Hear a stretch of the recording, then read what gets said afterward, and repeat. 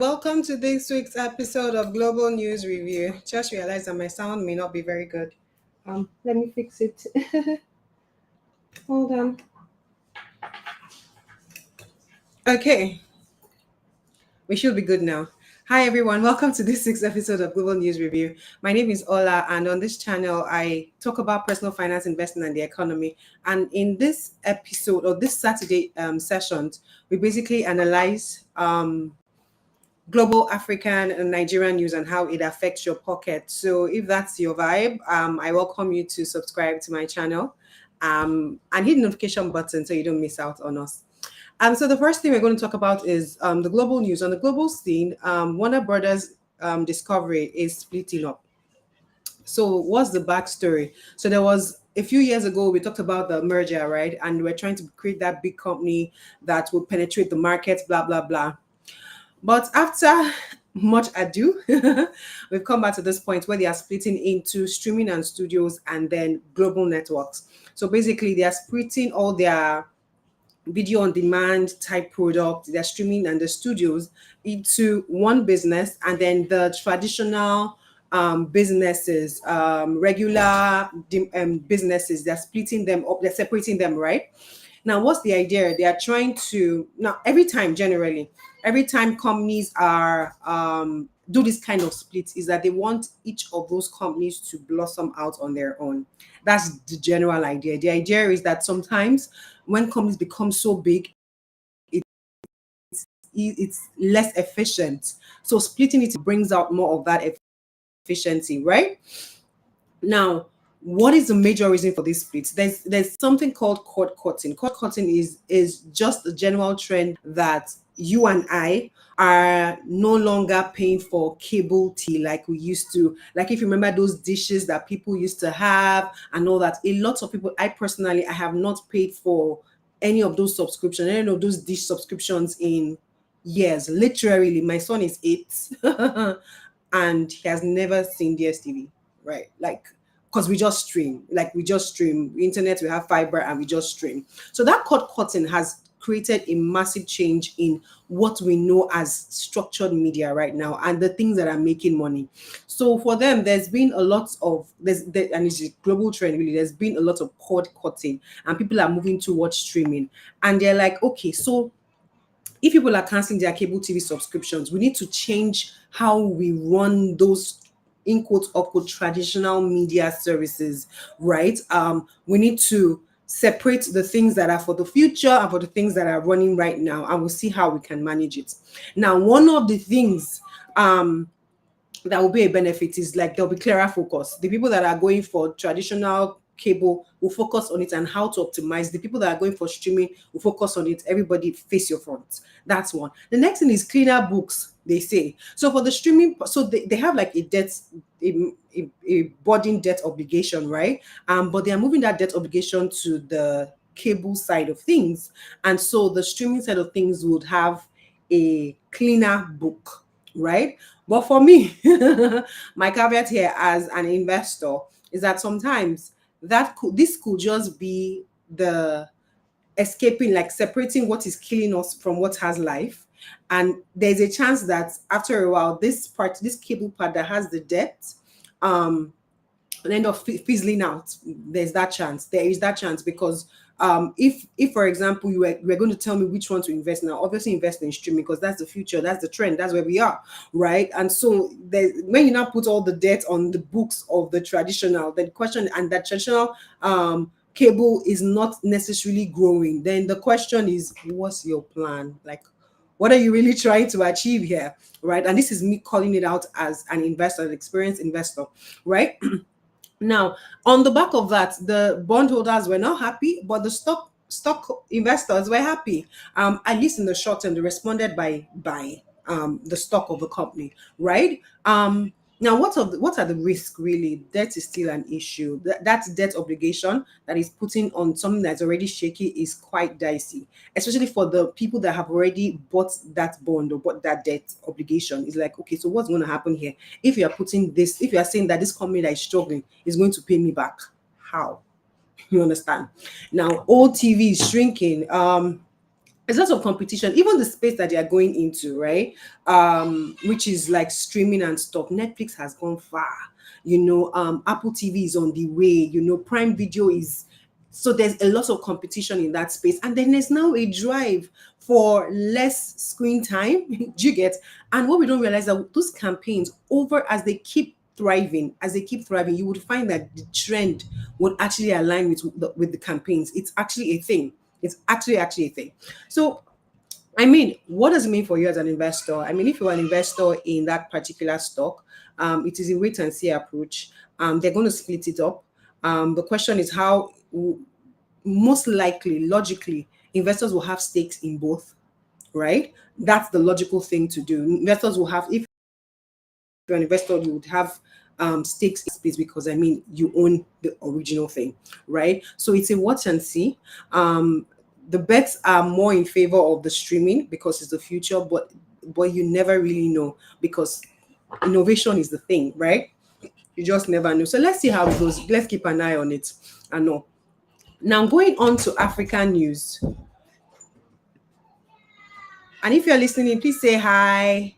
Please say hi. Please say hi. Of course, the sessions are powered by the Money Meet Club. Sorry, I'm trying to switch to next news. Okay. Next news is from Sierra Leone. So we always try to cover Africa from different angles. We'll talk about Kenya, Egypt, Rwanda, whatever is happening in Africa. And today we are going to be highlighting Sierra Leone and the fact that they are going digital and green at the same time. So they are currently implementing or deploying and testing 5G network in Freetown. Abi, that's the name of their state, their capital, right? Yeah, I think it's Freetown. I think that's the name of their capital. Yeah, but their state capital, the capital of the country, right? The federal capital. Now, they're testing out 5G. And at the same time, they are powering it up with renewable energy. So it's like double tick at the same time. It's actually a bold move. It's actually, these are the things that make countries, if implemented and deployed cross-board, it just helps countries jump. So you just move from underdeveloped to developed in one move, because electricity is key to development. It is fundamental to development on one side, and then access to the internet. It just opens up a new economy. Like, we have to understand the power of the internet to create jobs, to create access, to make you global in one move. So that they are moving straight to 5G, which is the most recent, what's it called? Internet technology, right? This is the most upgraded or most recent internet technology. And at the same time, they are powering up renewable energy to fix their power problems. I think it's fantastic. It is laudable. Now, these are the things that we should watch out for, because gone are the days where you only invest in the thing that you can see around you, right? There's a case for you to watch out for what they're able to do and bring out and deploy from this, because it will open up their economy. It literally will open up their economy. So big ups to Sierra Leone. We wish them well, because they're really going hard. Let's not say they will go home. We wish them well, and we will be looking at why, because I mean, for us in the Money Week Club, we're looking for countries, we're looking for places that are untapped. Africa is untapped significantly, but if anybody is positioning, right, positioning to grow, positioning for development, for positioning for wealth, earlier you enter, the better. Of course there will be bumps, of course it is risky, so you don't put all of your assets there, but I mean, you can't, the fact is that if you don't do it, someone else will, right? So think about it from that angle. So jobs, we're looking out for jobs and all, and then we also hope that they're able to finance it through to the end, because that's really a thing. But anyways, big ups to Sierra Leone. And if you're listening, please say hi. I see people are here, but please be friendly and say hi. Oh, before I go to the last to Nigerian news, let me see. Yes, Nigerian news. We do have a workshop that is coming up at the end of this month, on 28th of June, right? I think I would put up a testimonial at the end of the session. But basically, if you work 9 to 5, or you run your business and you have your 5-year strategic plan, you have your you cascade it into 1 year, you cascade it into quarter, right? And you work towards it, despite the headwinds, despite everything. You have your risk, your mitigants, blah blah blah, and you put all those things in place. Question to you: why don't you do that for your business? Why don't you do that for your personal life rather? Why do you do that for your business and not for your personal life? Why do you have that skill for your business but you don't know how to do it for your personal life? And which one is more important in the end? Yeah. So this workshop is called the Beat the Odds Personal Financial Planning Workshop. Let me see if I can also make it scroll. Um, yeah, so you can scan the barcode. The link will be in the description. I put it to you. Call a friend, tell them about it. It is going to transform your financial life. I am not kidding you. I have had so much feedback on this.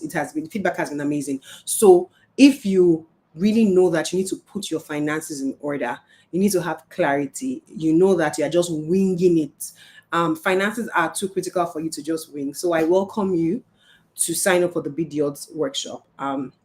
If you have any questions, drop in the comments, reach out to us on social media and all that. We're happy to, answer your questions along the way. But the website has a lot of answers on it already. So yeah, moving on to, oh yeah, did I say link is in the description? Moving on to Nigeria news. Now I love this Nigeria news because a lot of times people are saying, what stock should we buy in the stock market?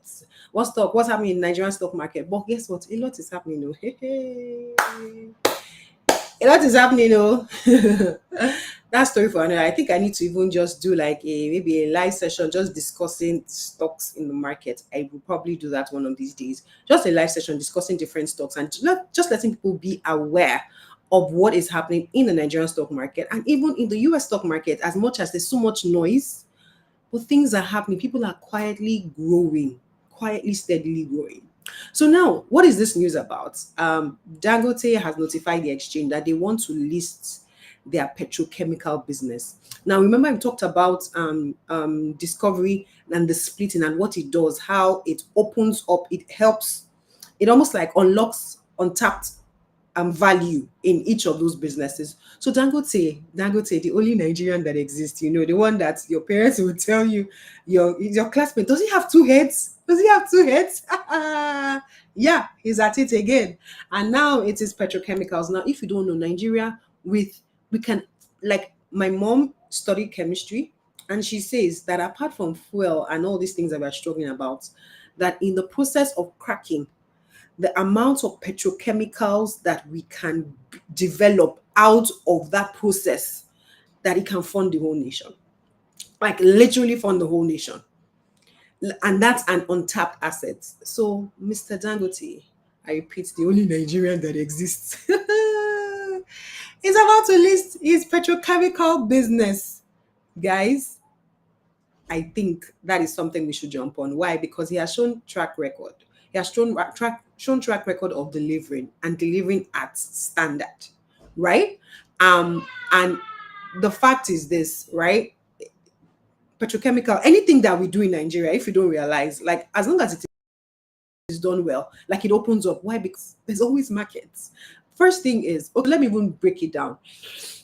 What is this thing? So there's this, like in my newsletter, I talked about it, and there's this thing called, they call it, is it PP or PS or something, like it's called propylene or something, right? It's plastic, basically. It's plastic that that comes from petrochemicals, and we use it, we see it in a lot of things, from masks to syringes to plastic, like everywhere. Now, the fact is that Nigeria imports almost 100% of its demand for that particular plastic. All the plastic buckets, everything you're saying, we are importing the pellets, right? We are importing it.